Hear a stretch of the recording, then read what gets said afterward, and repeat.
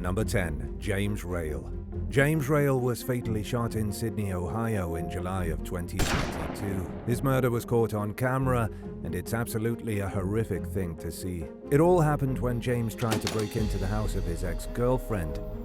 The Ring camera footage shows James banging on the door, getting angrier as the family tells him to go away, and then resorting to force. James put his back into it and tried to break down the front door with his shoulder. All the while, his ex-girlfriend's father was behind the door with a loaded gun. They yelled at James, told him to stop, but James refused to give up until he could see his ex. And just when a door was forced open, Mitch Duckrow opened fire. James had managed to use his body like a battering ram. He smashed the door open with intense force, but his ex's dad was waiting there, ready to shoot. As soon as the door gave way, Mitch shot the 22-year-old man. James reeled, tried to run, fumbled down the porch steps, then collapsed in the middle of the pathway up to the house. By the time first responders arrived, James was dead. The autopsy would reveal that James suffered from 2 gunshot wounds to his shoulder, but it was the 3rd shot that he took to the back that killed him. The whole thing was caught on doorbell cam, but the 911 audio was also released to the public. In the 911 audio, you can hear a woman saying that her ex-boyfriend is trying to break the door down. She also at one point says, "Dad, is he trying to kill me?" Shortly after the death of James RAYL, Mitch Duckrow was completely freed of any wrongdoing. The Shelby County grand jury voted 8-1 against an indictment. He got off on the Stand Your Ground law, which entitles every homeowner the legal right to defend themselves with whatever force necessary. And while this was good news for the Duckrow family, James's family was not impressed. James's sister wrote on social media, "I hope your days are more miserable than they've ever been." This is directed at Mitch. You're a disgusting excuse of a human being, along with your daughter. Number 9. Austin Hayes. Man Austin Hayes is the crazy ex-boyfriend who fired a shot through the back window of a vehicle, hitting his ex-girlfriend in the head and killing her. Authorities in Texas say man shot at the vehicle as it drove by with his ex's new boyfriend behind the wheel. This went down at around 2 p.m. on a Sunday in October of 2020. At first, police thought the tragic death of 20-year-old Julie De La Garza was a road rage incident gone wrong. They thought someone flew into a rage and fired off shots at the vehicle, not even knowing who was in it. But as it turned out, man Hayes was following his ex and her new boyfriend for an undetermined amount of time. He followed them through the streets, kept getting angrier and angrier, and eventually opened fire through his vehicle. The bullet burst through the back window, pierced the headrest of Julie's chair, and struck her in the face. Although she was flown to hospital immediately, she did sadly succumb to her injuries. Man fled the scene and was missing briefly before he turned himself in at his attorney's office. The accused killer was just 19 years old when he pulled the trigger. He was initially charged with aggravated assault on a family member, but had the charge bumped up to murder. Last we heard, the judge set his bail to $250,000, but it's unclear if he was ever able to pay it. The alleged murderer has not been in the news since and is likely still waiting for his trial. If the charges go through, chances are man Austin Hayes will be spending the rest of his foreseeable future in jail. Whether or not he meant for that bullet to hit his girlfriend in the face, that's where it went, and now he has to pay the price. Number 8. ZACHARIAH Anderson. In March of 2023, Wisconsin man ZACHARIAH Anderson was back in the courtroom. He was on trial for the killing of Rosalio Gutierrez Jr. in May 2020. He was charged with beating the 40-year-old man to death at his apartment in Wood Creek after a relentless campaign of stalking. Then, after the murder, ZACHARIAH disposed of Rosalio's corpse, a corpse that has still yet to be found. The problem between ZACHARIAH and Rosalio was that the latter was dating Sadie Beecham, the mother of ZACHARIAH's 3 children. According to prosecutors, ZACHARIAH was motivated to commit murder entirely by jealousy. He hated that his ex had moved on and was dating a new man, and even employed his 15-year-old daughter to help him stalk the new couple.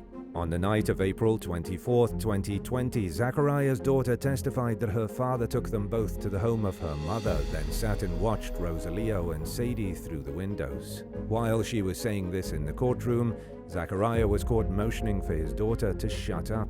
On the night they spied through the window, Zachariah rummaged through Rosalio's truck, took photos of his stuff, and then rang the doorbell and ran away. It was extremely obvious that Zachariah had intentions to do harm, and finally on May 17, 2020, the plan came to fruition. That was the day Rosalio vanished and was never seen again. 2 days after he disappeared, Sadie began to panic. She went to his apartment fearing the worst and discovered his patio door open and blood all over the floor. She also noted an area rug was missing, most likely used to conceal and remove the body. Even though the victim's body has never been found, police say Rosalio is most likely dead based on the sheer amount of blood found in his apartment. Prosecutors say Zachariah went to his apartment, killed him with blunt force, then disposed of the body. The jury agreed, finding Zachariah guilty of first-degree murder, hiding a corpse, and 2 counts of stalking. Number 7. ARON CONDOR.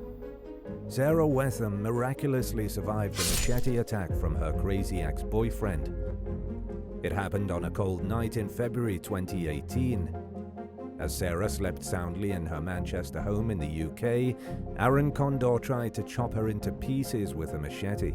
The 40-year-old man attacked Sarah, 31 at the time, with such insane fervor that the handle broke off the weapon. She managed to escape with her life only because ARON briefly snapped out of his blood rage and took a second to breathe, then turned the machete on himself. Sarah got out of the apartment, but she was bleeding a lot. Sarah had critical injuries all over her body, and her skull was fractured. She had been brutally beaten, and all by the man she thought was going to be a knight in shining armor. Sarah told local news outlets that when she first met ARON, he seemed like the man of her dreams. He played the role of gentleman with ease and really felt like a good catch. But then things started to go sour. Sarah found her boyfriend acting jealous, even getting mad at her for spending time with her father. And by the way, her father was dying, and still ARON hated that she spent time with him. As if this story couldn't get any more tragic, Sarah's father died 9 days after the attack. Sarah believes it was because the shock of knowing his daughter was nearly killed by a maniac was too much for him to bear. In the aftermath of the near-fatal attack, both Sarah and ARON were rushed to the hospital, but the hospital put ARON just 2 beds away from Sarah under police guard. She had to keep very still and quiet, even though she was in agony, all because ARON was practically beside her. There really is no silver lining in this case. It's all bad. ARON did plead guilty to wounding with intent and was given 12 years in prison. But nothing can erase the trauma Sarah now has to live with for the rest of her life. Number 6. John Christopher Clark. In 2018, 19-year-old Kira Bergman went missing. A month later, her body was found in the desert. The first and only real suspect was her ex-boyfriend, John Christopher Clark. John was 23 when Kira went missing. The police went to talk to him, and he claimed he hadn't seen her. He said they got into a fight on August 4th, 2018, and then she left and that was it. He never saw her again. The fight was essentially the end of their relationship, so John didn't think much when he didn't hear from her. But nobody heard from her again, not until she was found in the desert on September 3rd. That was when the case became a homicide. When Kira's body was discovered, John was already being held at the Maricopa County Sheriff's Office on 22 charges, totally unrelated. He was being charged with forgery and aggravated felony theft. On September 11th, he was also charged with murder. However, the court dismissed the case because prosecutors failed to disclose certain legal information. They were only able to file charges against him again if they could come up with sufficient evidence, which they couldn't for months. And when they finally did, the evidence wasn't good enough. 4 years after Kira Bergman from Phoenix was discovered dead, John was found not guilty of second-degree murder. The victim's family was in shock. Prosecutors were arguing that John killed Kira, then sent text messages from her phone, pretending to be her to cover his tracks. But the defense argued lack of physical evidence. It didn't help that there was never an official cause of death to try and pin on John. Kira didn't kidnap herself and then dump her own body in the desert. Somebody had a hand in her demise. The only man with a motive has been judged not guilty. It's been a year since that verdict, and the police have yet to bring anyone to justice. Number 5. Alexis Gabe. On November 4, 2022, authorities in California confirmed the discovery of Alexis Gabe's body. Her remains were found in an isolated area of Plymouth, about 40 miles, 64 kilometers from Sacramento. The place where her remains were discovered happened to be the same place where her ex-boyfriend, Marshall Curtis Jones, visited in the days after she was reported missing. Alexis disappeared on January 26, 2022. The 24-year-old simply vanished, something that was extremely unlike her. She was living with her parents at the time and never returned home, and they freaked out as any reasonable parents would. The first phone call they made was to her ex-boyfriend, Marshall. Alexis's parents knew that she had been at his house the night before but left, allegedly at around 9 p.m. The family quickly organized a search party to look for Alexis. It wasn't long before her vehicle was found abandoned in Oakley, the key still snug in the ignition. And although her car was there, Alexis was nowhere to be seen. The first suspect was the ex-boyfriend. He was supposedly the last person who saw her, and so police went straight to Marshall to ask him some questions and search his home. On June 1, 2022, they issued an arrest warrant for Marshall. It seemed they had enough evidence to put him away. Not just enough evidence, but overwhelming evidence. The police found her cell phone case near his home with his DNA all over it. They also used surveillance footage and GPS tracking to follow Alexis's car. Her car went straight from Marshall's home to where it was discovered abandoned. It was obvious Marshall was the man behind the murder. Some might consider it justice, some might not. Whatever your opinion, the case came to an abrupt and fatal end when the police tried to arrest the killer. He had fled to Washington State, and when the police tried to apprehend him, he was shot to death. Members of the Pacific Northwest Violent Offenders Task Force tried to bring Marshall in, but he charged the officers with a knife. The officers responded with bullets, and Marshall died on the scene. Number 4. Loren Bunner. Loren Bunner cruelly murdered his ex-girlfriend, Jolie Callan, in cold blood, then nearly escaped justice because he claimed to be autistic. Jolie was an 18-year-old girl with a new boyfriend and her entire life ahead of her. She was getting ready to start college. Everything was going great in her life. She couldn't have been happier. And then she agreed to meet Loren Bunner on August 30th, 2015. Loren was her ex, and he had asked if she'd join him for one final hiking trip. Loren promised the trip would be just the two of them as friends. He was over their breakup, and the trip was meant to be a chance for them to reach a mutual understanding, all as friends. In reality, it was a trick to get Jolie alone so that Loren could murder her. The hike started out normally. Loren was taking pictures of Jolie with her dog and posting them to his Instagram. Everything seemed normal as they hiked the Pinhoti Trail in Alabama's Chiaja State Park. But then, just as the hike came to an end, Loren Bunner pulled out a .22 bear claw and shot Jolie. The first bullet went through the back of her head. After she hit the ground, Loren flipped her over and then shot her a second time between the eyes. Then he pushed her body off a 40-foot, 12-meter cliff.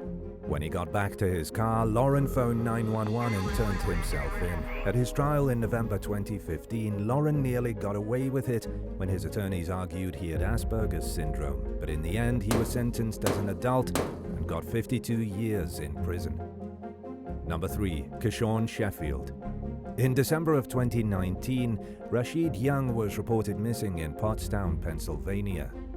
The 22-year-old, who happened to be an heir to a trust fund worth $2 million, was just gone. Nobody knew where he went or what happened to him. As it turns out, he was killed by an ex-boyfriend.